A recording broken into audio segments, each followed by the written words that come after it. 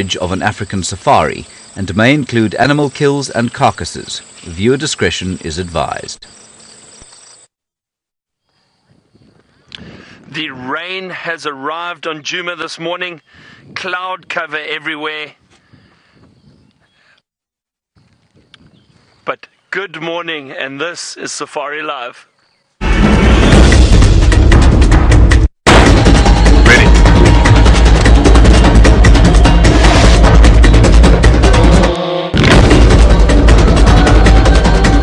Standing by.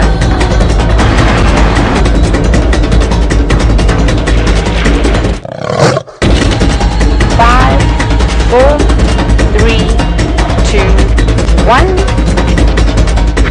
You are live, you are live. Good morning, everyone, and welcome to a very wet Safari Live this morning. My name is Byron, and on camera with me this morning is Craig. And then we've got Taylor and Brian on the other vehicle, who you'll probably see a little bit later.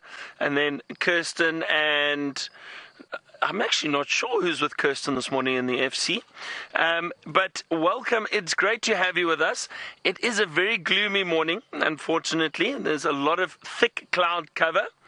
There's some serious thick cloud cover with a lot of rain. And I'd like to show you, if you have a look, see the rain falling in front of us, all the little drops. Now, don't forget, everybody, we are completely live. And you can send us your questions at #SafariLive on Twitter. Otherwise, email us with questions at WildEarthTV. Now, I'm going to continue and see what we can find this morning in the rain. Taylor has already found something very exciting to show you. For the first time ever, I was right in predicting as to where this lion would be. He was exactly at Chele Pan. Now, of course, good morning to all of you. I hope that, well, that's a good start, isn't it? And my name is Taylor McCurdy, and on camera with me is Brian with the very smart-looking thumb. He must have a meeting in town this morning because he's dressed to the T with his suit and tie. Very lovely. But, of course, we've got a big male lion here. Now, Brian, I wonder, do you think we should try and do this whole repositioning thing? Might as well. We're going to try and reposition. We've got the roofs on this morning. So what I'm going to do is I think we need to reverse. I think I even see a chameleon, and I'm not even joking. Hang on. Everything's falling off. Earpieces coming out. I think I can see a chameleon. I think. We'll have to have a closer look though. Now, if you have just joined us, welcome. This is a live safari and we look forward to hearing from you. So #SafariLive with your questions on Twitter. Or, if you do not have Twitter, you can send them through to questions at WildEarth.TV. Now we need to identify who this male lion is. Straight off the bat, are you Tinyo or are you Mfumo? But there he is. Let me turn these lights off. I'm going to trade. I'm going to put my spotlight on. 1, 2, 3. Oh, almost. Hello, big boy. He does not look impressed. Who do you think it is? Brian? I think it's Tinyo. It looks... Is it? He's just very wet and very sad this morning. But he's quite small. And Tinyo, I think, out of the Birminghams, well, this is just my opinion, he looks as though he's got the smallest sort of body size. He's not as big and bulky as Mfumo or even Nena and Suku. Now, this is my suspicion. But he's looking for his friends. He's been moaning all morning, not quite doing full roars just yet, but giving them a go. And hopefully, if we sit here for long enough and he decides to get up again, he's going to do exactly that. He's going to give us a bit of a roar. But now, it's siesta time. Hello. And it's so typical for male lions to do this. If they're not on a set after territorial patrol and just sort of looking for some friends, he'll walk, he'll do a little bit of a roar, sit down, have a 5-minute siesta. And he's sitting out in the middle of the rain, so I don't know how long he'll sit here for before he gets slightly annoyed with all the water hitting his ears and hitting his face. Or actually, he's very clever. Do you see that, Brian? How he's sitting with his bum towards the rain. we're actually facing the wrong way. But this lion is very intelligent. And every now and then I must just warn you, Hazel, because it is drizzling. You might see that your screen will go black, but don't worry, it is not really black. It's just because Brian needs to wipe the lens every now and then to keep it nice and clean so that you can of course, see nice and clearly. Come on, Leon. Wake up, Leon. Oh, that worked. Yes, that is definitely Tinyo. That face is a face that only a mother could love, I think. The guy's little canine is sticking out as well. Oh, I can hear another lion. That's a very good sign. So he obviously didn't respond to me when I said this is Tinyo. I'm talking absolute nonsense. But what he did respond to was some lions calling from behind us. And I'm not sure if it is the females. It sounds very far away. It actually still sounds like it could be far in Buvel's Hook. Or maybe it's one of the other brothers. Maybe they did split up. We know that Nsuku, who was hanging around for a bit, he went on to Torchwood yesterday morning. And I don't know where the other two are now. Although Nsuku could probably not even be on Torchwood anymore. He could be, well, back towards the eastern boundary of the Kruger National Park. Come on, boy. Why don't you respond to that call? I think that would be a lovely idea. But isn't this just amazing? It's not very often, of course, that you get to drive around and first thing in the morning, well, you predict where the line's going to be. So I'm feeling very chuffed with myself. These types of things don't happen too often, of course. I did cheat a little bit, though, because he was moving. So I think when I first heard him calling, he was probably a little bit further down Twin Dams Road, and I just got very lucky. But that's what I suppose being out on safari is about. You need a little bit of luck in your life. And of course, it's also all about just being at the right place at the right time. I think he's going to move soon. What are you doing, big boy? Now he's staring off into the distance. I love the way his mane is so wet and it's almost forming dreads. No, now he's got his eyes closed. Hopefully, he's going to do a big, loud roar for us. And, well, we're not going to go anywhere just yet. We're going to go across to James, who, well, hopefully he sorted everything out in the tent. He was cleaning up so nicely yesterday, tying all the wires together. He'd make such a good house husband. But let's go across to James in the tent to say good morning. A house husband indeed, with my mug, personalized mug. It says, this was written for me by my colleagues, and some of you will get this reference.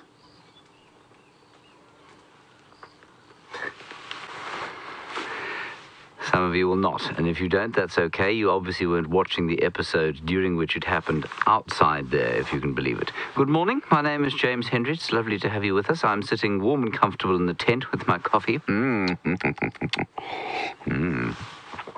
I'm sitting in the tent because we want to have 4 feeds out today, and of course because of the inclemency of the weather coming out of the sky today. Good. We have all feeds up except, well, Ronald the Rover still struggling. I'm probably going to have him driven over by a tractor fairly soon. He's starting to frustrate me deeply.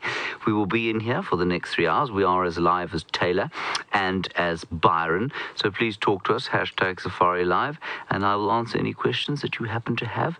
And what I'm going to do today from the tent, just to kind of ease myself into the TV thing tomorrow, is to try and discover any of the species of flowers and grasses just outside the tent that I don't know yet. And there are a few of them, and we're going to bring them in.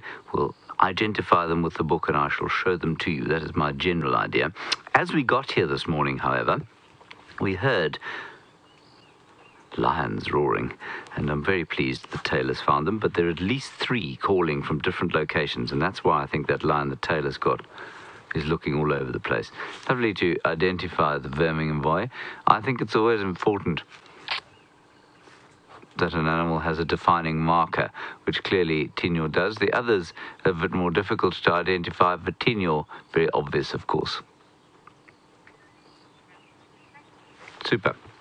Right, we're going to continue our voyage of discovery. Well, not so much a voyage, but a little wander of discovery in the dim dawn light. While we do that, let's head back across to and Taylor, who I've no doubt will make an equally good housewife as I will make house husband.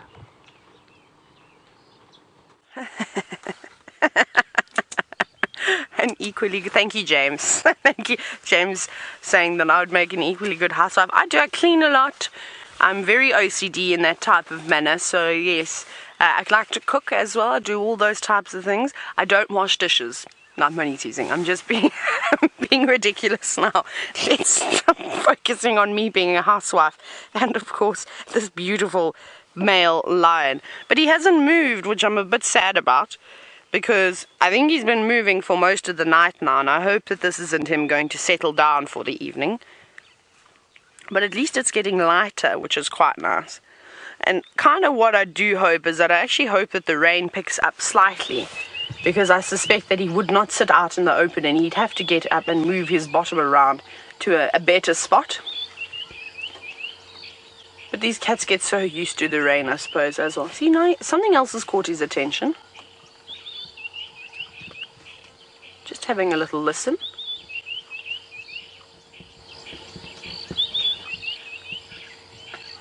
I can't hear a thing, but he looks like he's listening very well. So perhaps all the way on the far corners of Simbambili, or maybe even in Elephant Plains or Londolozi, he can hear a lion roaring. Remember, their hearing is so much better than ours. I mean, they can hear for a distance. They can hear, well, a lion's roar can travel for about 8 kilometers. So that's far, far away. That's, I mean, I sometimes can't even hear what's happening in the room next door to me. And for him, it would sound like, oh my goodness, a very, very loud noises all the time. Seems like somebody else was responding.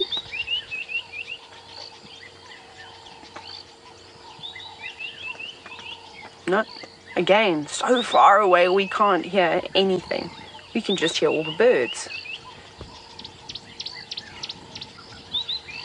But it's really nice, though, how all of these lions have come together after such a long time, because, I don't know, Brian, can you remember last when the Birminghams were all together? I haven't seen them all together in a very long time. Very long time, says Brian. Exceptionally long time. So it was nice even just to get the 3 of them, and I have no doubt in my mind that at one point all 4 of them would have met up over the last few weeks. And I think they've obviously settled down. I suppose they've almost got their own mini territories within this massive territory up here in the north. And even though it's a bit risky separating like the way they have, because if some, like we spoke about this the other day, if some young upstarts come through... What was that? He's trying to yawn. Not yawn, roar. There we go.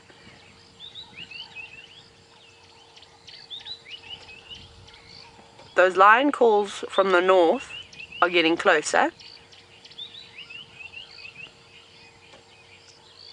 They're definitely coming this way, so that's quite exciting.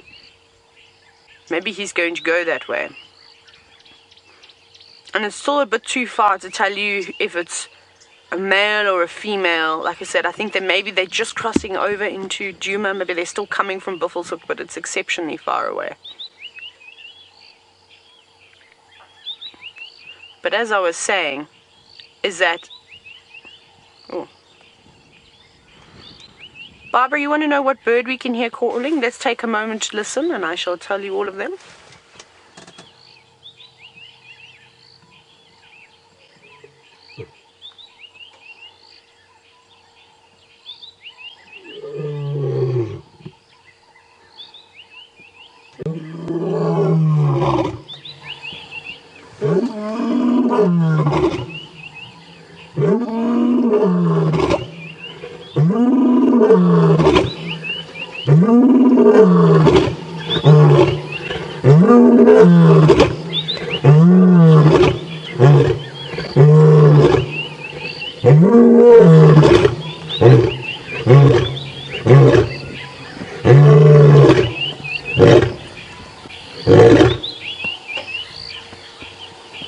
So Barbara, all I could hear was a big male lion. Tinyo, that was very rude. We're trying to listen to the birds. Please, can you not interrupt us again? Sorry, Barbara. I apologize for Tinyo's behavior this morning. He obviously wasn't taught any manners, but we shall try and do it again. Let's see if we can listen to the birds.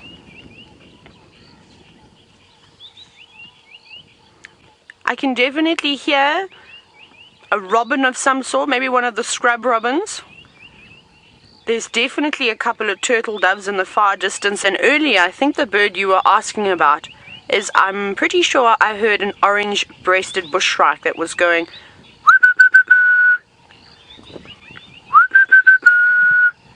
Was it that one, Barbara? Because that was quite a prominent sort of call, and it does stand out compared to the rest of the tweets and chirps that are going on at the moment, so it might have been that one. But like I said, Tinyo, well, I suppose he wasn't rude. That was quite lovely. It gave me goosebumps. I hope it gave all of you goosebumps. And, well, I've recently shaved my legs so that my hair on my legs didn't stand up. I'm so sorry. There's something wrong with me this morning. I've lost the plot. Kirsty's going to have to pull me off and, well, lock me in a room today until I can contain myself. But how's this? There's a bit of a breeze. The insects are still flying away, even if though it's drizzling. You can see him swatting his tail every now and then.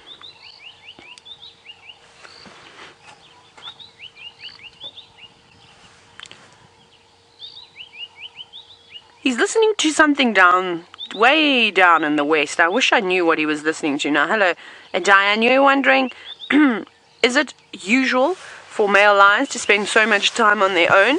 Oh my goodness. That obviously was not. See, the difference between when I drive and when Brain drives, I'll show you. This is, are you ready for this, Brian? When Brain drives, he's all the way back here. Yeah, I know. Low rider. Low rider. Low riding, and he drives. I can't. I've got to get my good posture. So let's bring the seat back up. I obviously didn't wedge it in. Oh, that's lovely. I can feel the muscles working in my back. It's wonderful. Sorry, all the bloopers today. It's ridiculous. But I hope you're having a good laugh nonetheless. So, yes, it is quite normal. And this actually, thank you for asking the question, because you've just reminded me of what I was talking about just a moment ago before we were listening to the birds. And then, of course, Tinyo started roaring. Was that I think it's really amazing how they've sort of separated themselves now once they had established themselves in this northern sector of the Sabi Sands. And they've almost got, like I said, they've almost got their own mini territories. So you've got Nsuku, who's far on the east, and he sort of keeps everybody in check along the Kruger boundary, sort of again around Nkoro, a little bit of Cheetah Plains. And then you've got Nena, who roams in between as well around that area. And then coming further west, you've got Tinyo, who's in front of us, and Mfumo, who of course he's also around. He's actually the one that seems to hang around on the property the most. But it's a problem. It's because now that they're spending so much time away from each other, is that if some young upstarts do come through, they'll take him out, they'll take Mfumo out, whereas if they stood together, they'd have a much better chance of course, fending off other lions, any other big predators. And they're in their prime of their lives now. They're getting nice and big, and these young upstarts would look like what they looked like a year ago, scraggly manes. And yes, in numbers, they'd be able to challenge one big male lion on his own, but 4 big male lions versus some young upstarts. And at the age that they're at now, they're almost invincible.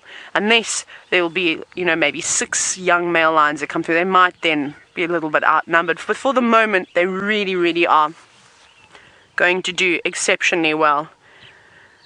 And just a reminder, though, just in case you have just joined and you didn't get to see the pre-drive, we are going to be practicing ad breaks today, and we're actually going to go into one in a moment. We feel we're going to probably be about 40 seconds or so, maybe just, always like to guess when Kirsty's going to say the next set of numbers before we go to an ad break. It was a bit early that time. It's only 40 seconds now. But remember, it's just pretend we're not actually going anywhere, so don't jump up to make a cup of coffee. He's snarling a little bit. I love the way that he sort of...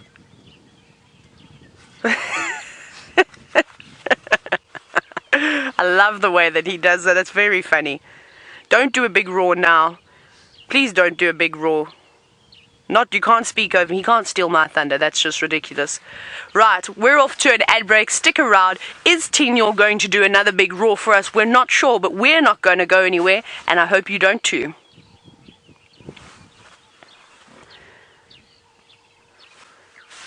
Was it fine? Right. We, of course, because like I said, we've got the TV show coming up, and I hope that you're all excited. Remember, Sunday night in the USA, 11 p.m. Eastern Standard Time on the Nat.Geo Wild channel. We'll be so happy to have you all here. And remember, we'll teach you about all the different characters, and, well, we'll catch you up if we've missed anything during the week. And, well, we're going to still sit here with Tinyo. I'm quite enjoying him, and I'm hoping that the roars from the distance are going to get closer and everybody's going to meet up and it's going to be a wonderful day. But we're going to jump back across into Byron's very wet and slippery vehicle and see what he's got in store for you. It is very wet, Taylor. I've been driving around trying to see if we can find anything. It's been so dark, I've actually been using the spotlights a little bit because of this cloud cover that we've got, but nothing yet, no luck, just a lot of raindrops. And anyway. The joys of doing game drives in the rain, I suppose. I came into the area where I thought Karula might be. The position from yesterday, I've seen absolutely no sign of her. The other thing is, because of the rain now, it could very well have washed away some of the tracks. So it's a bit difficult to see when you have got a bit of rain. Also to gauge how fresh the tracks are. But we'll do our best. We'll see what we can find.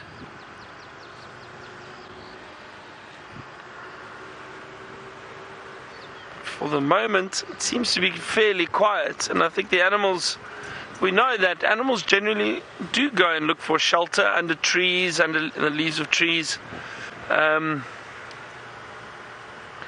just to try and get out of the rain a little bit. I'm so glad Taylor managed to find that male lion, though.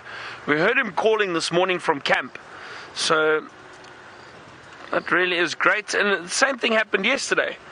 In fact, well, not yesterday morning, was it the day before? Sorry, I lose track of the days sometimes out here. The day before, also heard the male lion, but that was Nsuku, who was calling, and we managed to find him not far from camp.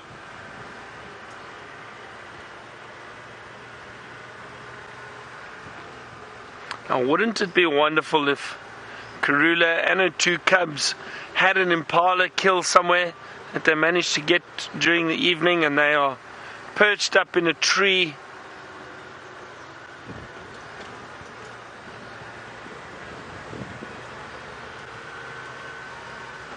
But for the moment, it's just a bit of drizzle.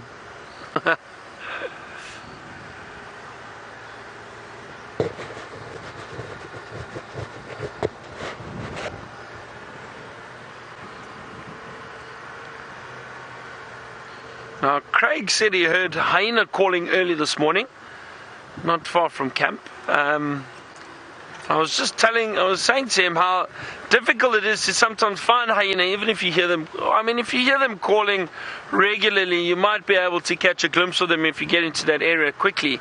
But we know hyena move around so much and so quickly, and they also don't stick to a particular route. They'll zigzag and they'll move all over the show, depending on when they pick up on the scent of something. So it's not always easy to find hyena, and also to track them is almost impossible because of them walking up and down and backwards and forwards. Hang on, it looks like a large bird of prey up in the tree. Is that a vulture? Let's just have a look quickly. Oh dear, there's a pole in the way. There we go, it is indeed a white-backed vulture sitting up in the tree. Now, I don't see any others around, so I don't think it is there for any other reason other than it was resting during the night. And there's a big yawn. And we know they look for perches. So a perch like that where there are not many branches, it's a perfect perch for a vulture. So that vulture would have probably just slept there during the evening, and then later, hopefully if the day warms up a bit, it will use the thermals to start circling and looking for food. Speaking of looking for food, I'm going to start looking for animals, more animals. I'll see what we can find. In the meantime, let's head back to James, who's wonderfully dry in the tent.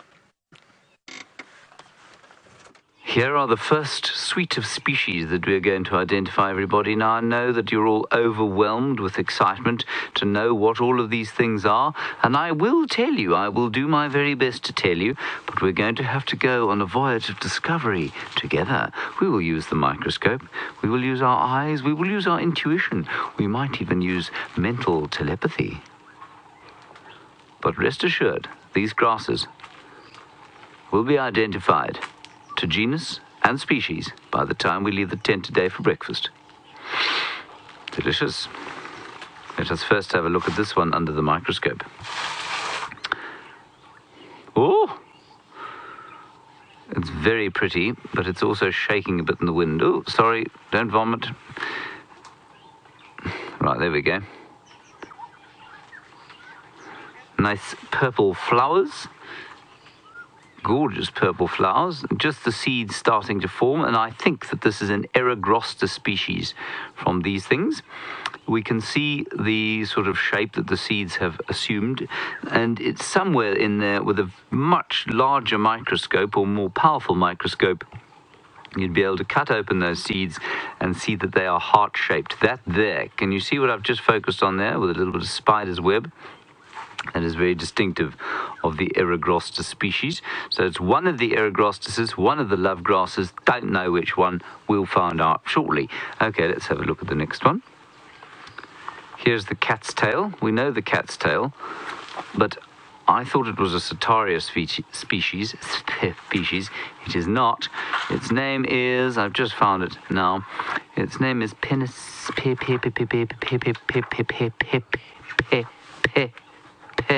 Come on, I found it now. Give me 1 second.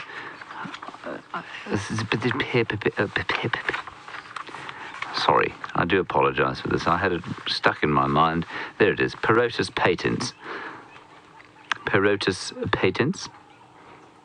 Now, purple seems to be the color for the flowers, and I suspect it's for those grasses that need insect vectors. So we'll have a look at it again under the microscope. Oh, that's very pretty. So the awns, those are those long purple things. Those are the awns. And then you can see the male plants or parts of the plant there, of the flowers. There's the anthers. And they would have had pollen on them. In fact, they would, no, hang on, those are the flowers. They would have had both the male and female parts on them. But I think these purple awns probably attract some kind of insect vector that does the pollination, and then the awn, of course, will have the double function of allowing the seed to fly in the wind. Isn't that water beautiful? I think that's stunning. So if I look there, now I'm going to try and point with another piece of grass. This is going to be quite interesting. Oh dear. Hang on a second, the wind's blowing a little bit strongly in the tent. Now here comes my pointing stick. Oh, there we are. Now can you see where I'm pointing? That bit there, that sort of rough bit, here's another one there. That is the flower. And it's come out, I think, of these things here. Those white things. I'm just going to do a little bit of investigation into the anatomy of a grass flower.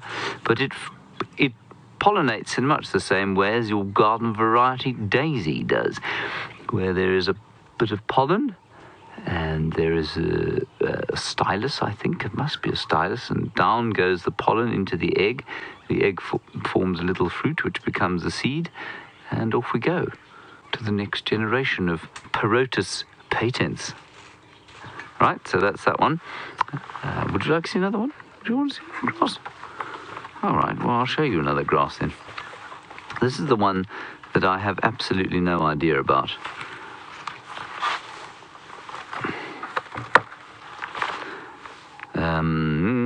that is called a three-horn, which we will look at shortly. It's not particularly astounding. I'm just not sure which three-horn, which Aristida species it is.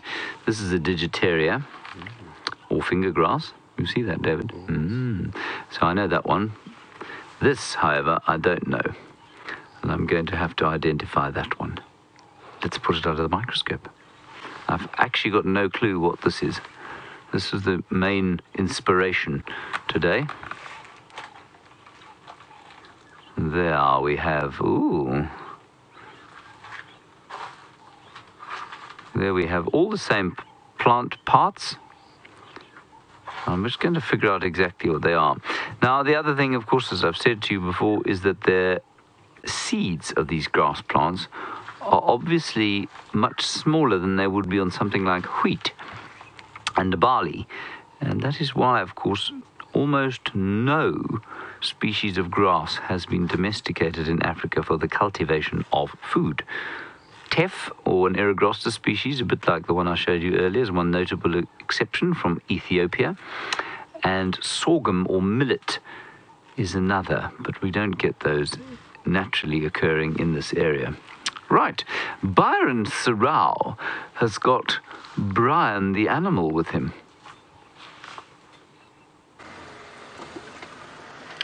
I've managed to find an animal indeed, James. It is a Jerry giraffe. Can you see it hiding there? It's behind that apple leaf. Come out for us. There we go. Jerry the giraffe.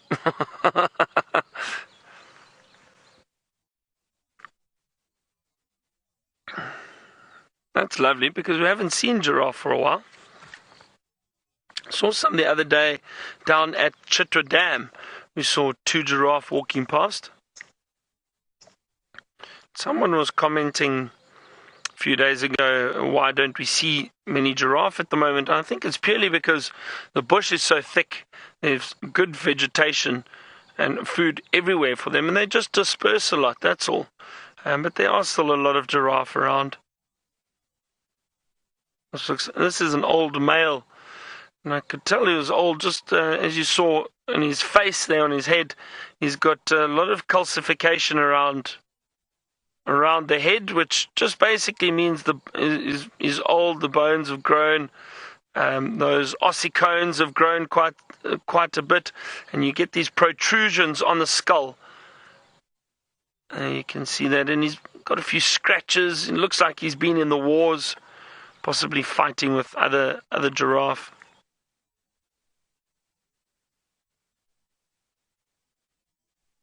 And he's busy chewing the cud at the moment. Giraffe are ruminants, just like the antelope. So they feed on vegetation and obviously leaves. As they eat the leaves, they'll chew, swallow it down.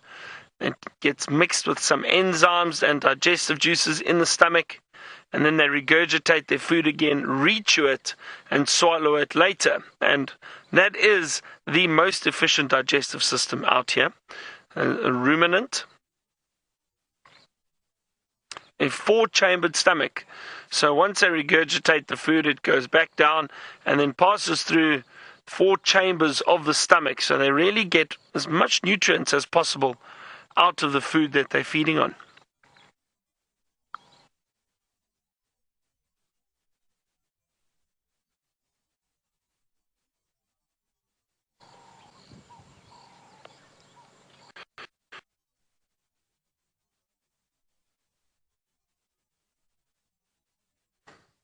Trying to listen out if I hear any alarm calls from other animals. I still haven't seen any sign of leopard tracks anywhere, but I did see hyena tracks, and I was just speaking about a hyena earlier. Saw hyena tracks, and it was clear that they were running. And I say that because it was more of a scuff mark as opposed to an actual clear track. So what I could see was these very deep, and because of the rain, the soil's quite soft at the moment, so it's a bit easier to see. But you could see this hyena was running, and the scraping of the paws on the ground, and you get like a scuff mark as it's running. So it was running down the road in this direction. So I'm just going to have a look around here. Maybe we do still find them and see them. Wasn't it nice to see the giraffe? I hope you all enjoyed that. He's still sitting there. Sandra, good morning to you. And you wanted to know if the giraffe live in families or just one or two. So, Sandra, giraffe don't really have a strict social structure. It's not unusual to see a giraffe male like this by himself. They do move around occasionally, old males by themselves. You might get small bachelor herds with a few males moving around together. But generally the females and the youngsters do stay with one another in small groups. But also there could be a few giraffe around here that we just can't see. Now the giraffe are much taller, so they can see each other from a greater distance. So they do spread out at times over areas, but as I said, it's fairly common to find a lone male walking about. And then usually the females and the younger giraffe all stay together in small groups, small herds or journeys. It's called a journey of giraffe. That's what a group of giraffe are known as, or the collective noun, a journey, or also a tower. Some people refer to them as a tower of giraffe. Now I've heard that it's when they are standing that they are known as a tower, if they're all standing in an area, and if they are moving, it's known as a journey. I just like to stick to one, to be honest. I just call it a journey of giraffe.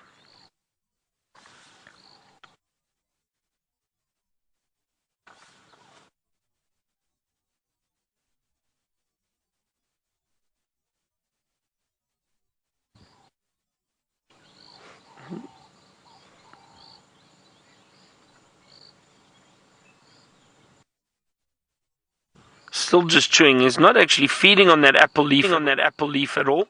That's an apple leaf tree in front of him. He's not feeding, he's just chewing the cud.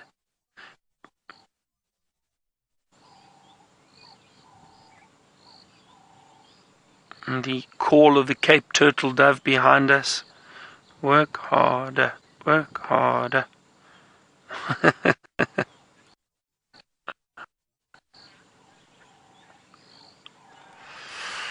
Mario, male giraffe are not always taller than the females if they are younger, but generally an adult male and an adult female, the male is always taller. Yes, he is much taller than the female.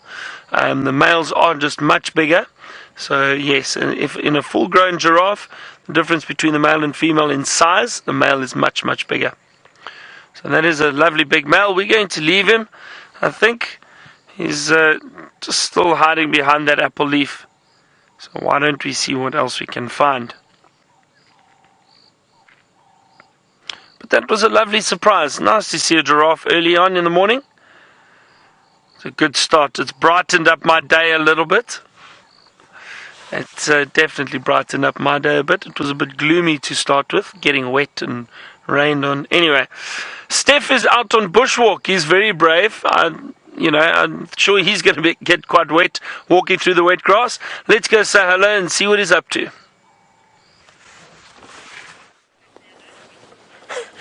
Thank you very much, Brian. Getting wet feet is part of what you do out here in summertime, unfortunately. It is just one of those things that you have to get used to while you're out on bushwalk. Yes, and good morning to you. My name is Stef, and we've got Jandra on camera today, and we are definitely out and about. Now, we've got that lion roaring just over there, so we've decided not to head into that direction. We've decided to head into the other direction and go and see if Karula and her cubs are still in the same area that they were yesterday. I'm hoping, holding thumbs, that they are. She looked a bit hungry from what I gather from the other presenters and the other guides in the area yesterday, so hopefully she's killed something big. Let's hope, I don't know, buffalo, elephant, something like that keeps her around for the next couple of days. Anyway, what are we doing out here? For those of you who are just joining the bushwalk out here at Djuma Private Game Reserve, well, to be quite honest, it's one of the best ways to explore the bush around here. You're going to be following the stories of the animals with Byron and with Brent and with Taylor and with James over the next couple of days. I suppose not so much with James. James and I share a similar thing here. We like to unfold the story of what's happening here at Djuma. We like to tell you what's happening in the bush. From me, a little bit more, I suppose, out into the bush and under the bushes. I've got a very big interest in insects at the moment this year. This is one of the things that has been grabbing my attention for the last 12 months or so, and quite nicely so. This is one of them. This striking fellow is an elegant grasshopper, and they've just lately become this size. There were little hoppers just a couple of weeks ago, basically as big as your thumbnail. Now look at this very striking insect. What I quite enjoy about these particular grasshoppers is that they don't make any game about being distasteful, that they don't suggest that they're not good to eat. They sort of shout it out loud and clear, and they do it using aposomatic coloration. So that is alternating bands of black, red and yellow, and as you can see, this particular species of arthropod has done an exceptional job of letting you know that I am not good to eat. Other members of this particular family are this red, knobbly black color, and they even foam all over their bodies. They can and have been known to kill dogs that by accident chase them around and ingest them, and I suppose they could do some damage to a young child. Me, it just shouts, please don't eat me, whereas other grasshoppers tend to pick grasshoppers that are neutral colored. Oh, hello. Like my binoculars, and fry them up, which gets rid of any nasty bacteria that's inside them. So you want to try and fry up as much as what you can, or heat at least to above 60 degrees centigrade for a couple of minutes before popping anything into your mouth. Aren't you? Good catch there, Stef. This one trying his best to try and get away, so we're going to let him on the next pass jump away. But until then, just marvel at how beautiful those colors are.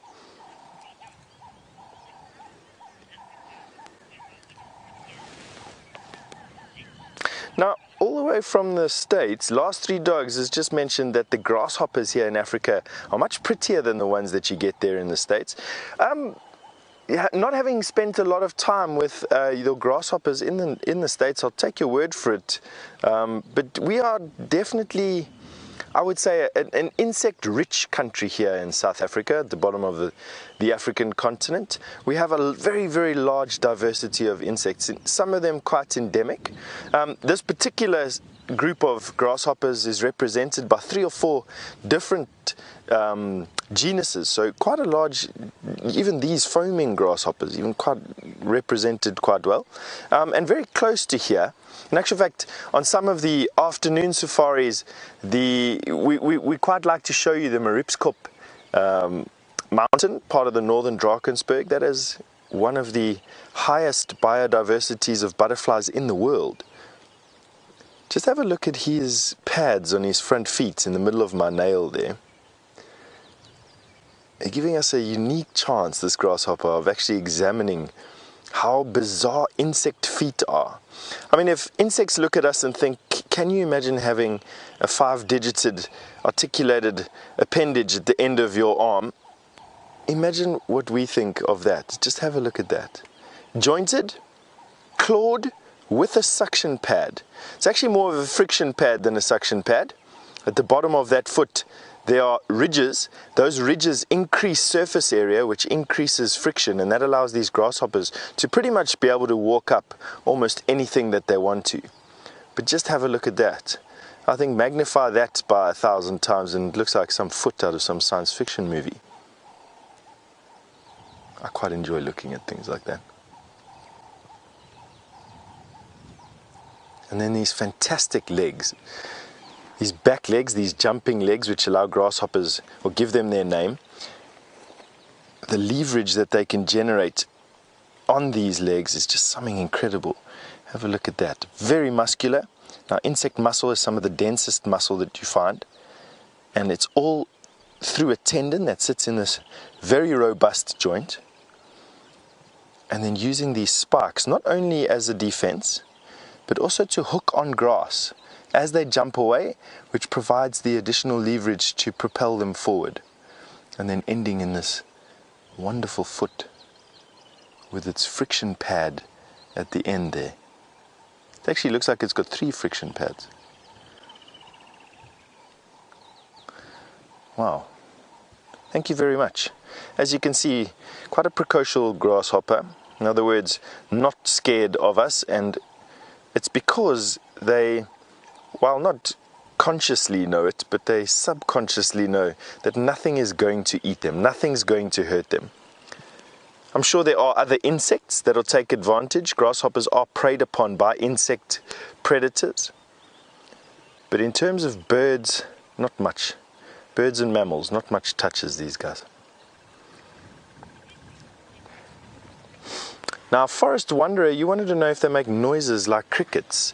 They do, not these particular ones. I'm sure these ones do. I just actually have never heard these ones make a noise. But they do actually make noise. They use a variety of different things, and they... Let me just see if we can see this one's ear. See if I can show you. No? Do you have an ear? Most grasshoppers have an ear.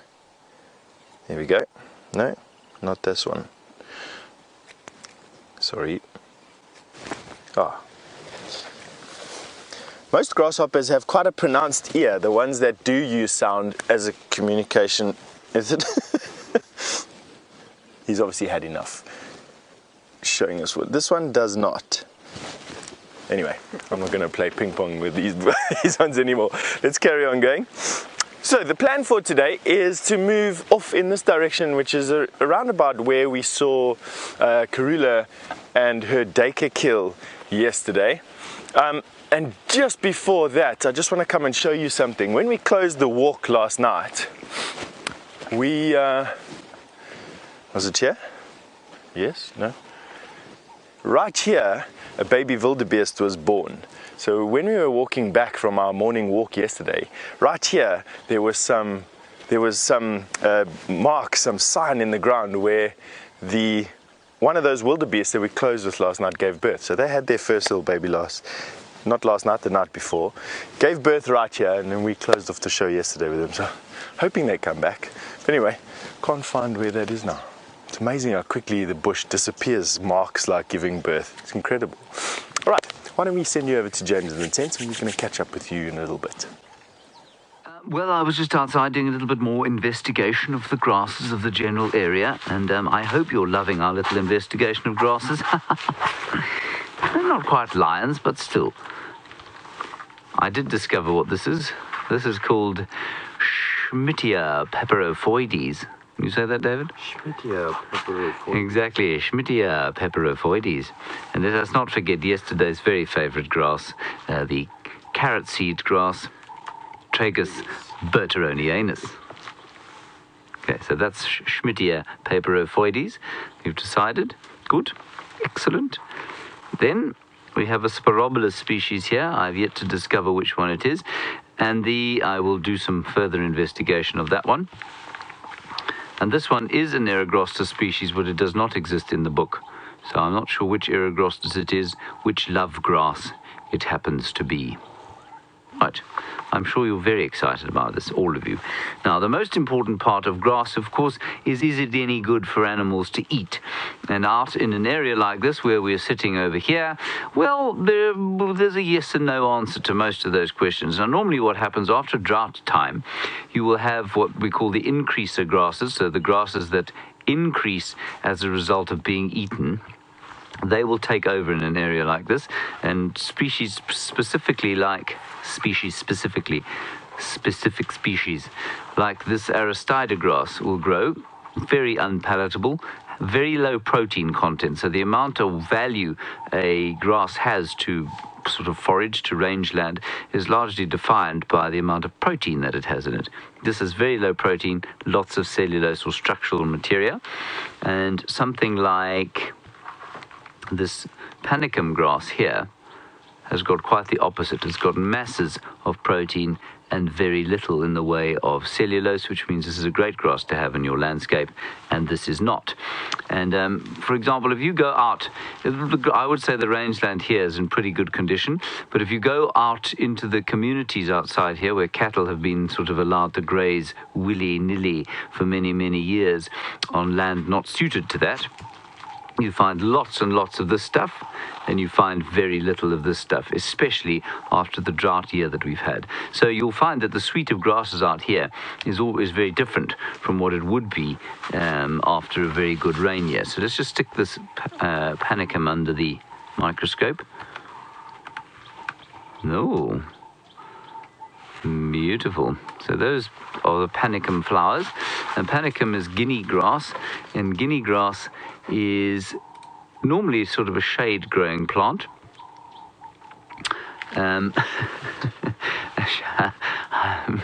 I'm giggling because I've seen one of the questions in my tent document. Thank you very much. I'll get to that now. I've been distracted now. A shade growing grass, very thick leaves, lots of animals, especially buffalo, really enjoy them. Now, we're going to come back here and I'm going to answer a question completely unrelated to grass because I see that nobody here has asked. Oh, there we go. Marco Siberia Zumi, thank you very much for engaging in the grass conversation. You say, but how does the grass taste? Well, much of it actually tastes exactly as you'd expect it to. So grass that the animals don't like to eat, like this Aristida, tends to taste a little bit like sour straw. It's not bad. Some of them are pretty bad because some of them have got chemical defense. And the panicums are the best chewing grasses. So if you are walking through the bush contemplating your life and thinking about things that are important to you, panicum is always a very good grass to choose. That one's actually tastes a bit mushroomy. And I think we'll find that this one, the Spirobolus, not so much. Very dry, strawy kind of a thing. Animals probably won't like very much. And the Digitaria, quite sweet. It is very sweet. Thank you very much. Right. Then, can't we be civil? Can't we be civil? You say, is the love grass that we have here the same one that we had the other day? I'm not sure which one you're talking about. Can't we be civil? Will you try and I've just remembered. I think it's another one. So all of the Eragrosta species are called love grasses, but what I think I showed you on Bushwalk the other day was Eragrostis superba, which is the sword-tooth love grass, has much bigger seeds than this. I'll try and find that one for you. Okay, good. Excellent stuff. We're going to move on from grasses now. While we do that, Byron has found, well, the medium-sized tragelaphid.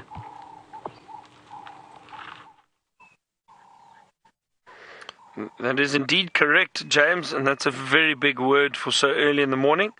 Tragelaphus, that is the scientific name, or family name for the Nyala, or genus rather.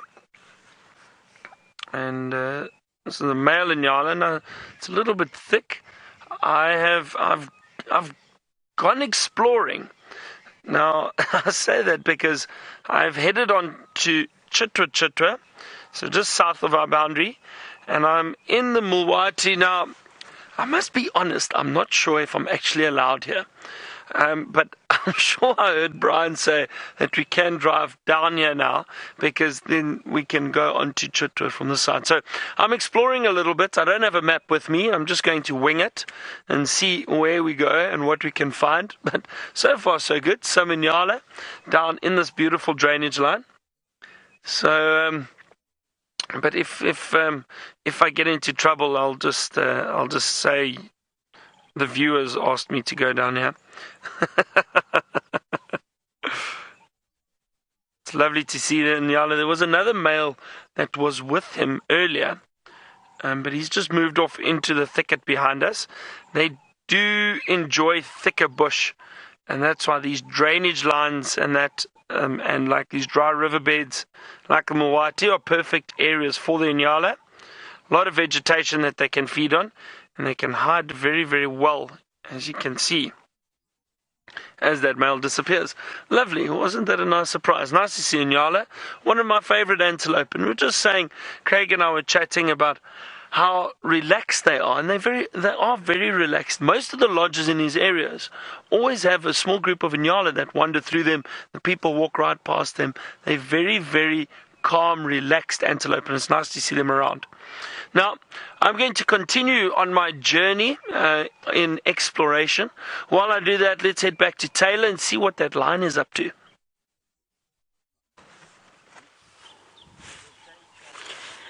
And he's still fast asleep.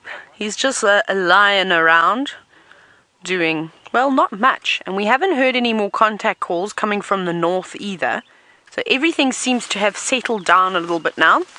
So I think what we're going to do, though, is we're probably going to start moving on, because I would like to go and check the northern boundary. No one has checked it just yet.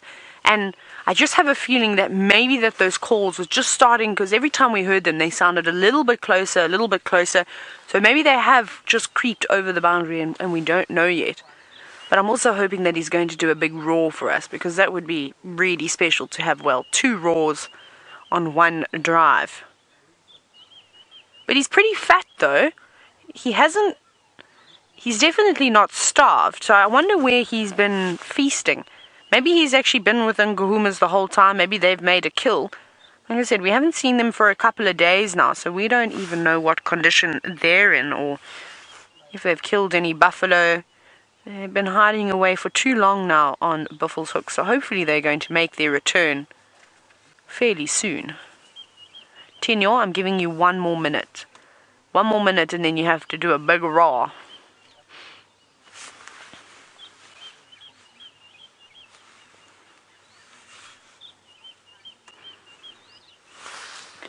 Now earlier we were chatting about these male lions and their territories, and is it risky that they're on their own? Not their own. I'm not doing measurements. Oh my goodness. I'm ridiculous this morning. What is wrong with my English? Oh no, I suppose it's every day, isn't it? No, sorry, Tom. Tom, we were actually wondering if these lions knew that they were perhaps having conflict with another lion, would they rejoin up? I'm sure they might, especially if these lions were to hear the calls of their opponents coming in. I think that they'd probably come together and move towards where those roars and growls, if there were already any battles happening, were coming from. They definitely have each other's back, and that's what is so amazing about their bond is, yes, they may not see each other for weeks, maybe even a couple of months every now and then, but they'll join up and they're sort of like very good friends, and it's like family. It doesn't matter how long you don't see family for, you still have that strong bond, and they'll greet and they'll join up as if they hadn't, missed a day by each other's side. But it would be tough though. I think if Nsuku and Nena were all the way on the eastern boundary, I think it would be quite difficult to actually hear if something was happening right on the northern boundary. Oh, no, he sat up again. Just every now and then, that's what we seem to get. And it's sort of a mizzle at the moment as well. It's not drizzling as hard as what it was earlier, but the wind is picking up. And I hope that it doesn't pour with too much rain. You can just hear sounds like one of maybe a spur fowl just shouting in the distance. I'm just listening to what it's going on about. It also could have just woken up quite late. Yes, I think it's maybe just woken up a little bit late, and it's getting into doing, well, the start of the day call. But I think we're going to leave now. Let's leave this boy. Let's go start our patrol on the north, and hopefully we're going to find the rest of the pride. And of course, Rexon's here, so if anything exceptionally exciting happens, I'm pretty sure he will call me to come racing back.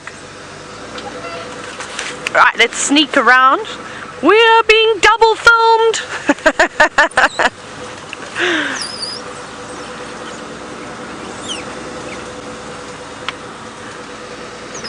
Now, speaking about lions and how large they are, and saying that Tinyo is not particularly big in terms of male lions, and I don't think any of the Birminghams are anywhere near the size of the Matimbas. I haven't seen them personally, but I've just seen lots of photos of them, and those are big. big male lions. You can actually see Mr. Tinyo had come walking down this way, but it looks like, oh no, you can't see his tracks now. Now Siberia Zumi, you were wondering who are the biggest lions that I've seen on my journeys. I'm trying to think. In Zambia, I didn't see any particularly large males. I saw sort of lots of young up-and-coming boys. Who else? The Eastern Cape we had beautiful lions. We had lions that they'd brought in from the Kalahari. So they were beautiful pitch black manes, stunning boys, and quite large too. The biggest one was probably a lion. His name was, what was his name now? Was it Scar? I think it was Scarface. And then he had a son, and his son's name was Mondoro, and he's quite big now as well. But anyway, Mondoro's father was massive, and he had a big cut across his face. He looked like a real scary male lion, pitch black mane. He walked with a little bit of a limp. He'd been through a couple of battles, but he was quite massive. He's probably one of the larger lions. And then, oh my goodness, I couldn't begin to tell you who they were, but the lions, most of the lions in the, oh, wow, that's squeaky. The lions in the Kruger Park are quite large too, and then the Charlestons. There's a couple of Nyala just bounding across the road. The Charleston male lions, which are from the southwestern sector of the Sabi Sands, they traverse over Sabi, Lion Sands, into Kirkman's, Nottens, sort of those areas. They were quite big. They also came in and they were quite scrappy, and I said, oh, these are going to be tiny male lions. And by the time that I'd left down there, my goodness, big boys, beautiful big boys. And the Charleston male lions came down from Londolozi. I'm not actually sure who their fathers were, but anyways, they were beautiful big boys, big, very, very big manes too. So they were quite nice to look at. But yeah, I've just seen lots and lots of lions, some really big. But I think Tinyo is probably close to one of the smallest male lions I've seen. I think he's in the bottom, and then you get to Mfumo, and I think he's got the biggest body in size. He hasn't got the biggest mane, but that might still come through. I think that those two, Tinyo and Mfumo, are a little bit younger than Nena and Nsuku. But Nsuku's beautiful though. That's a really pretty lion. Right, so now we're going to keep going. We're going to head straight north. We're not going to get distracted. We're going to head straight to the boundary, and hopefully we're going to come across some lions. Stef is out and about, walking around in the wilderness. Let's go and see if his shoes are as soaked as what they were yesterday.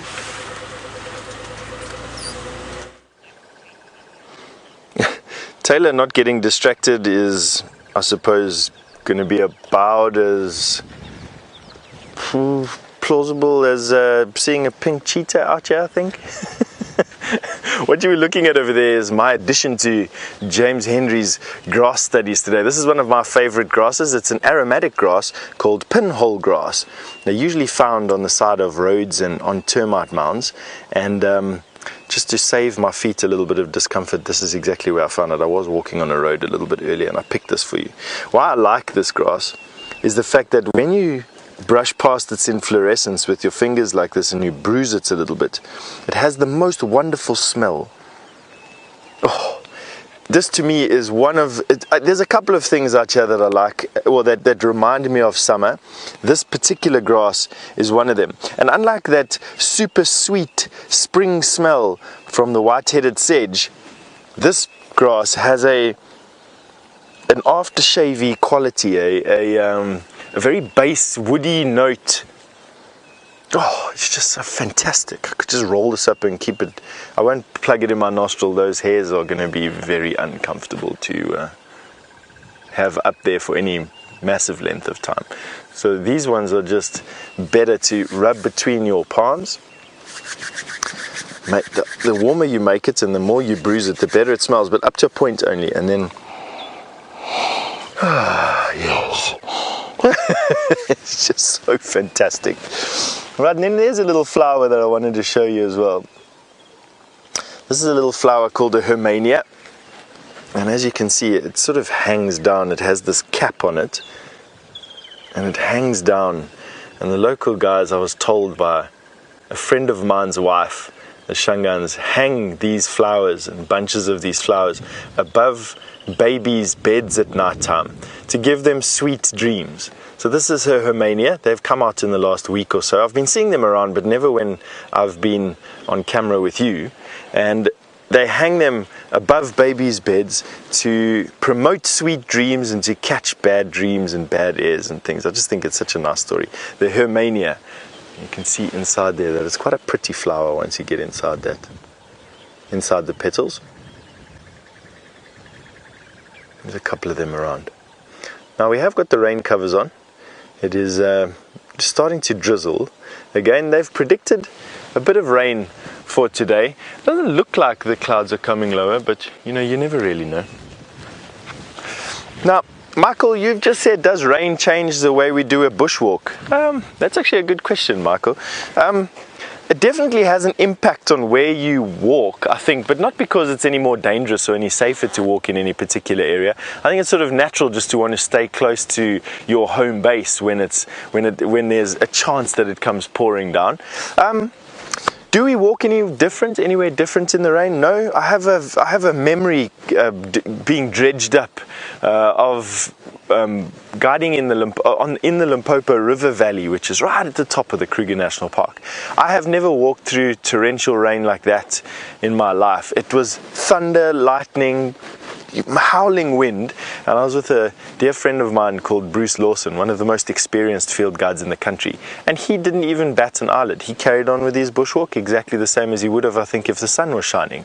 And we ended up finishing a 7 or 8 hour bushwalk that day, saw some amazing things, and I have in my memory walking through the forests, which are quite thick in that area on the banks of the Limpopo River, in the dark, bumping into herds of buffalo sheltering underneath the shade and them running, thundering away in this torrential downpour. Just a very, very nice memory of walking around in the rain. So no, in essence, Michael, we don't have any change to our bushwalk plan. We may go into cover if it gets a bit wet on the bushwalks that we do here, only because our filming equipment is not that waterproof. So I may retreat to James if it gets a bit better, but before I do that, this is a millipede, and not a very big fellow, but big enough to be something fantastic. And they always make such fantastic subjects. That very rounded head, offering very low resistance to tunneling and barging through the bush, and then obviously the legs all in a line, adding propulsion force forward. So this particular insect is made for barging through undergrowth, and it barges through leaf detritus, compost basically, because it is a detritivore. It eats fungus mainly, but also algae and moss, plant material. Some of them are predaceous, and I have seen them on roadkill as well. So I have seen these millipedes on live roadkill, but you know, insects that have been hit by cars or by animals passing, and them eating animal matter as well. Just, there's a lion roaring close by. Let me just hear exactly where he is.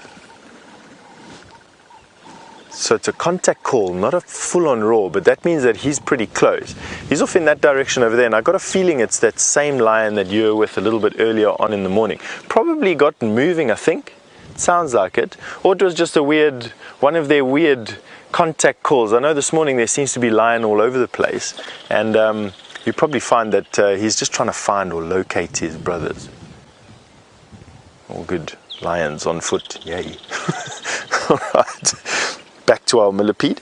Quite often you have mites that journey with these millipedes, and there we go, there's some mites there. Now, rather than being predaceous on these millipedes, these mites are actually just hitching a lift from one area to another. They also help the millipede clean off fungus that it grows on its body, keeping it nice and clean. So rather than being parasitic, they are commensalistic, which means that they benefit both the millipede. Actually, mutualistic. They benefit both.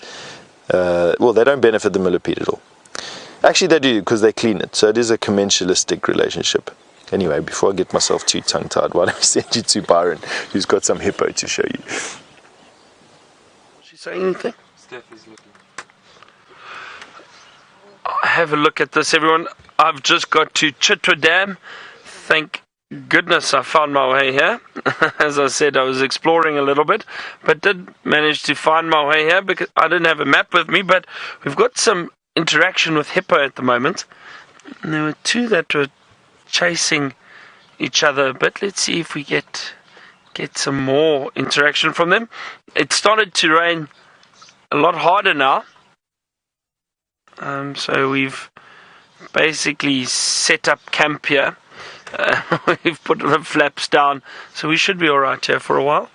And thankfully we've got some activity from the hippo. You might even hear the rain falling on the roof.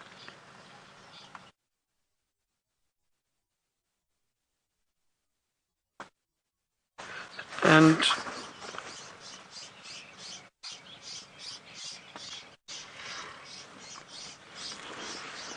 maybe a snort or two from the hippo. Those wonderful grunts. It's a wonderful sound. And there we go. Have a look. They're fighting there now. Or I think it's more they're playing. They're not actually fighting, everyone. I say that because those are two younger hippo. And they don't really have big sharp teeth, or they do have sharp teeth, but not massive like big males. So I think it's more playful behavior than anything else. Now you could see the sharp teeth, but those are very small. These are still very young hippo. I think they are playing. But something else that is wonderful that I just want to show you, just off to the left of those two hippo on the bank. Have a look at that. Can you see the crocodile, Craig? Just go straight onto the banks. There we go. Straight. There we go. Have a look at that huge crocodile lying out on the bank.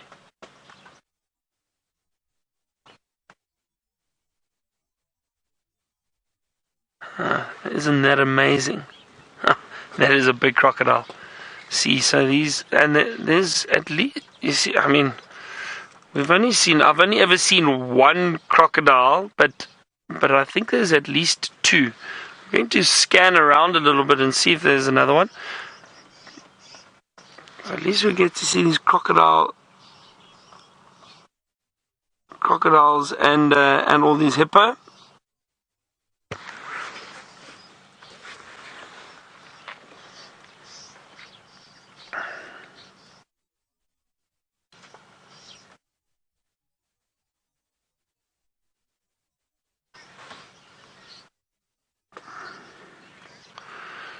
Sorry, I'm not entirely sure how deep this water is, to be honest. However, I'll tell you now that those hippo are probably lying down a little bit in the water. Every now and then you see one stand up and the backs are showing. So I would say it's about maybe a meter and a half deep, more or less, where those hippo are at the moment. I think it's around about that depth, and then maybe in the deeper areas, maybe about maybe 2 meters, I think, at a push. But I'm not too sure. I've never seen this dry, so I don't know. Oh, it's getting a bit chilly. The wind and the rain.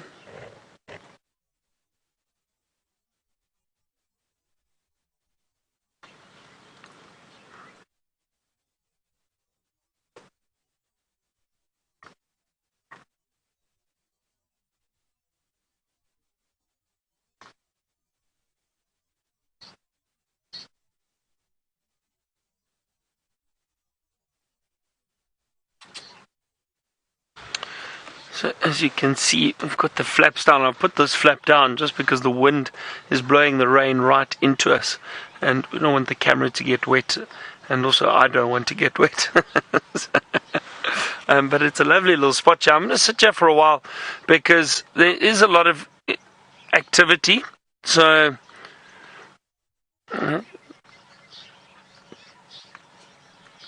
and James, you want to know, is there a certain time of day when the crocodiles are more active? To be honest, James, I think they. I'm just trying to think now what I've seen and what I've read.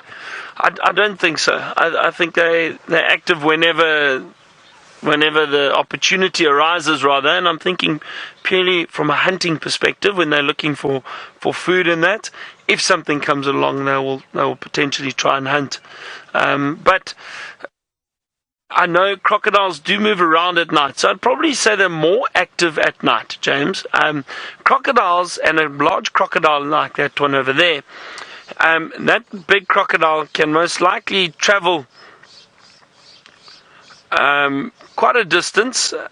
If he was walking to another waterhole or to a river, he definitely can move around quite a bit, and they do that usually at night. Now, the reason why he's lying on the bank there, I'm not too sure, to be honest, why he's lying on the bank at the moment, because there's no sun. They do regulate the temperature by lying in the sun, especially in winter. The crocodiles come out, bask on the banks a lot when it is cold, and then they'll try and warm up in the sun and then return into the water later. But I think maybe because it's just nice and cool, so he's decided to go and lie out there. But he's a massive, massive crocodile. But James, also I think, when female crocodiles lay eggs, when they do go off and lay eggs, they do all of that at night. So they probably, generally, they would be more active at night. Listen. Yeah, the hippo. Wonderful grunt snort of the hippo. Is that how you describe it?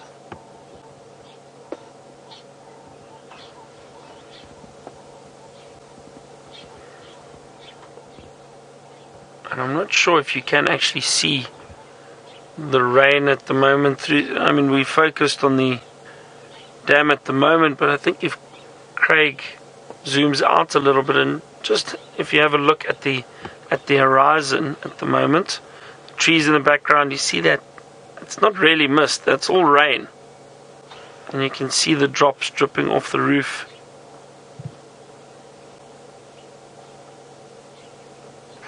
It's a lovely sight though. Just trying to think, have a look just on this, if you can see down here, Craig, on this branch right here, there's a green, is that a greenback heron? No, everyone, look at that. Is that a night heron? That is a night heron. Give me a second. I just want to double check. That is beautiful. I've not seen that at this dam before. And I think that is a night heron. Let's just double check quickly. That is amazing. I think it's a little...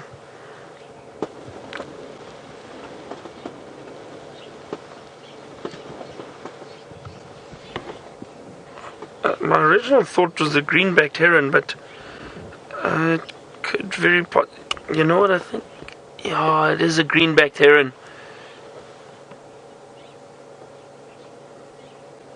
Sure, I just caught a glimpse of those feathers on the back of the head. I thought it was a night heron, but it looks like that is a green-backed heron. I'll show you a picture of it. Yeah, definitely. Look at it fishing there. Fantastic. Look, it caught a little tadpole perhaps that it caught. Isn't that wonderful? Oh, there we go. And I'll show you a picture shortly, but it's definitely a green-backed heron, which is great. Wonderful to see it. I'm getting excited there. I just caught a glimpse, as I said, of that little bit of a black head. I thought maybe it might have been a night heron, but it's not. It's a green-backed heron.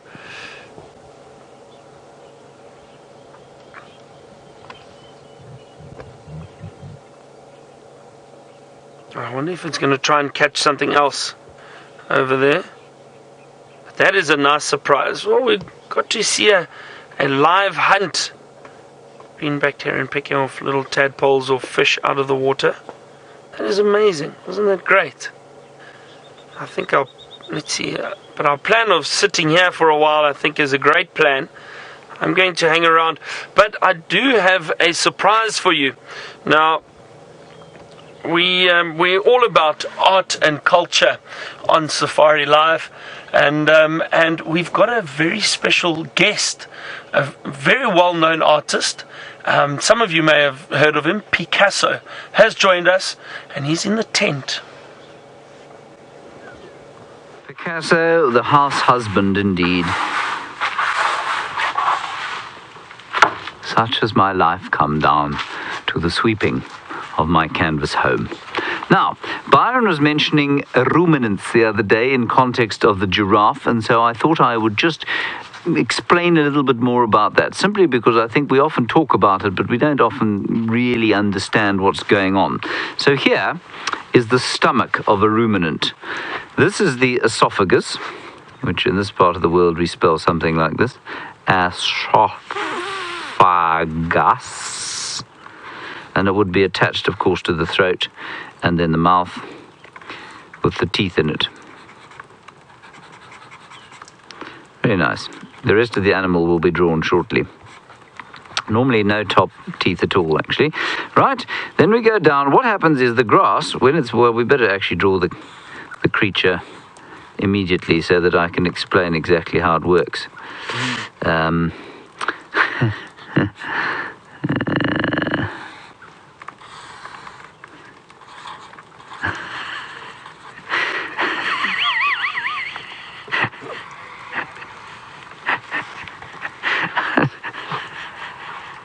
I don't know what kind of an animal this is.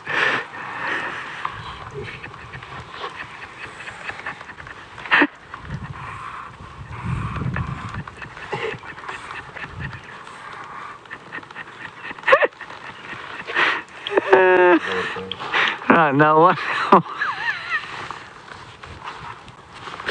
I've never met anybody with such an appalling sense of proportion that I have. Right, so the grass goes into this animal's mouth, this pseudo cow auroch thing that we have going here, and there we are. It travels in here. And it is barely chewed the first time round, so it travels down. It's green, you see. It goes like this, and it skips this part here, and it goes into what we call the rumen. And in the rumen, the initial phases of a sort of bacterial digestion take place. So the rumen is this big chamber here. It's all over the place. There's all the rumen there. I think there's some baboons. Either that or Stef approaching the tent, I can't tell. We'll just keep an eye out there because I think there might be some baboons. So there we have the rumen, right? And that's where the giraffe or the auroch cow thing will store all of the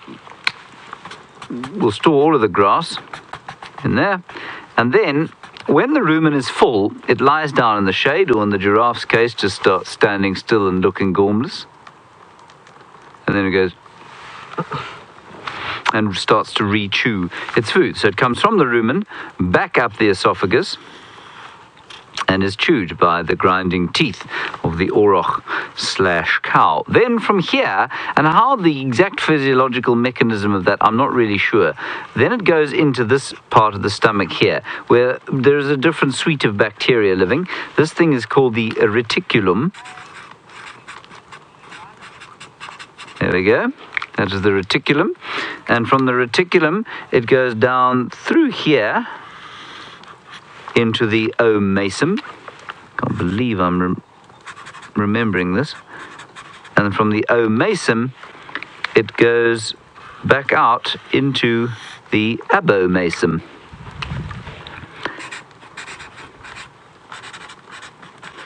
Right? And from there, it travels out into the small intestine. Right. I'm just going to write that now, small intestine. Whereupon it looks pretty much the same as it does on the rest of the animals. So the small intestine will be sort of meters and meters and meters of that. And then eventually it gets to the bottom where the tail is, and small black pellets come out, fall to the ground and make a pile over here. And then what happens is that you get a dung beetle that comes along.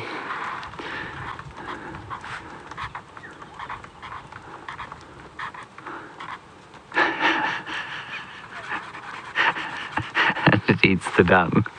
So that is basically the ruminant's digestive system. David, could we just take a moment to look at the entire picture there? I think that's beautiful. Barry, I think you were saying that you didn't think my cow Larry, you didn't believe that this would have stood the test of time, that is the evolutionary test.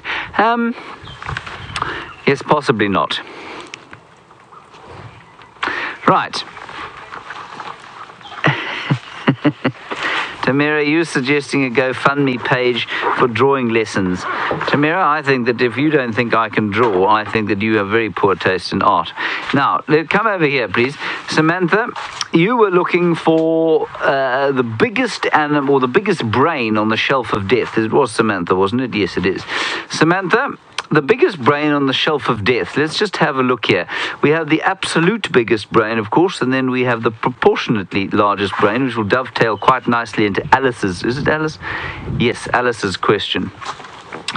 I think the biggest brain is probably found in the buffalo on pure volume. So if we look into the buffalo skull, there is one outside. The buffalo skull probably contains about, I'm going to say almost a pint, just over a pint, say a pint and a half, a quart if you like, probably about a quart. That's about the volume of a buffalo's brain case.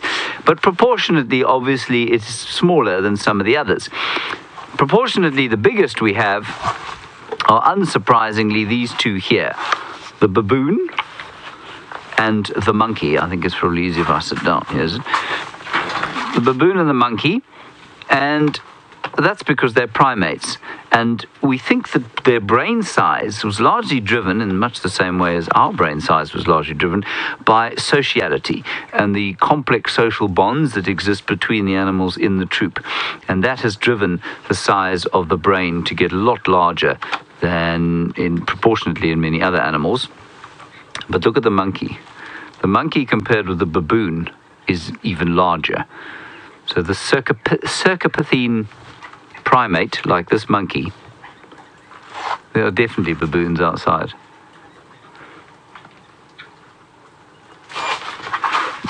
Sorry, everyone.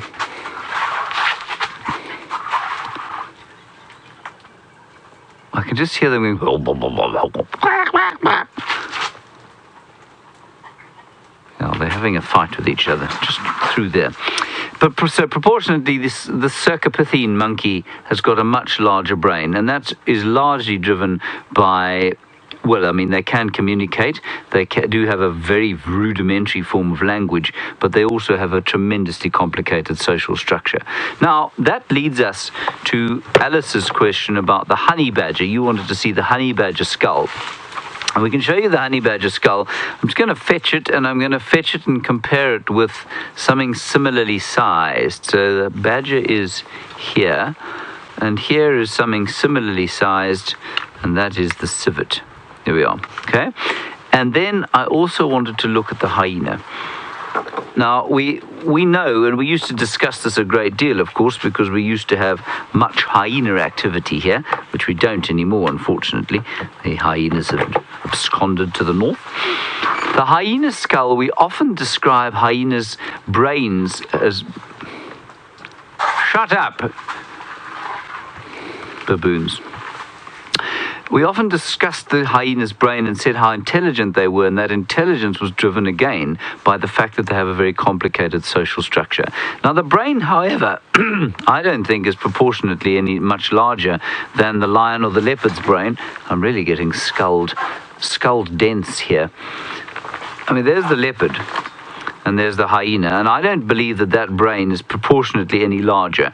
I suspect, however, that there are parts of it that are proportionately larger than they are in the leopard. The leopard, of course, is about as antisocial as I am, versus a hyena, which is much more social. They like to live with each other. Leopards like to live completely alone. They don't wish to be around any other leopards. So I don't think they are that much bigger. So we often read about how they're so intelligent, the hyenas, but in my opinion, if I look at the brain case here, I don't see a huge difference. Now here you will see a difference. Alice, you're in Ohio. You said, can we look at the honey badger? Look at the difference here. This is the badger, and this is the civet. Now, I mean, these two animals weigh roughly the same. They don't have an entirely similar diet, but they're both relatively omnivorous, although they are carnivores. But if you look at the badger skull, you can see that the brain is almost, I would say, at least twice the size, wouldn't you, Dave? It's twice the size of that of the civet. Now, we know that badgers, of course, are very good problem solvers, and civets perhaps not so much. So I think that's fascinating. And a badger does not have a complicated social structure at all. A badger is very much a loner, actually very like a leopard, like most of the solitary animals out here. The only time you'll ever see them together with other badgers is a female and her youngsters. And that just isn't the case with these other big-brained animals like baboons and like monkeys. So I think that's really interesting. I think that this has been driven by the need to problem solve. And they thought initially that the apes, and therefore the human beings, had a brain that was driven to this size by the evolutionary pressure to problem solve, to tool make, to hunt as groups. And more research shows that it isn't that. Yes, there are elements of that have driven parts of the increase in size and bits of our brain. But largely, our tremendously complex social structure has driven the size of our brain, which I just think is very interesting indeed. Now, we had a nice question, and I've forgotten entirely what it was. Dan, you want to know if we have a hippopotamus skull? Well, Dan, there's an interesting story about that. I would have said until a little while back that yes, we did have a hippopotamus skull.